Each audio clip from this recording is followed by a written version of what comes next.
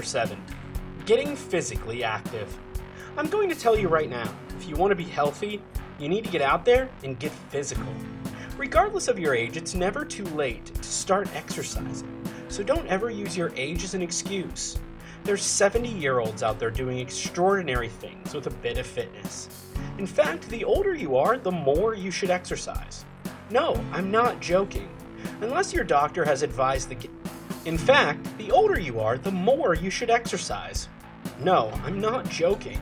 Unless your doctor has advised against it, there's no reason not to. Exercise isn't going to have a negative impact on your body. Of course, before you get physically active, you should speak with your doctor to get the go-ahead. This way, you will feel better. You just need to learn how to fight through that laziness for the sake of your own health and get your body to start moving. Trust us, even the smallest of changes in your lifestyle can lead to a huge change in your body. So don't hesitate to start a good exercise regimen and stick to it. At first, you're not going to like exercise, but eventually, as it becomes a part of your lifestyle, you're going to enjoy it. Types of exercises include walking, jogging, swimming, and yoga. Those are only 4 types of exercise you can take part in. Honestly, you can easily create your own exercise routine that is fun for you.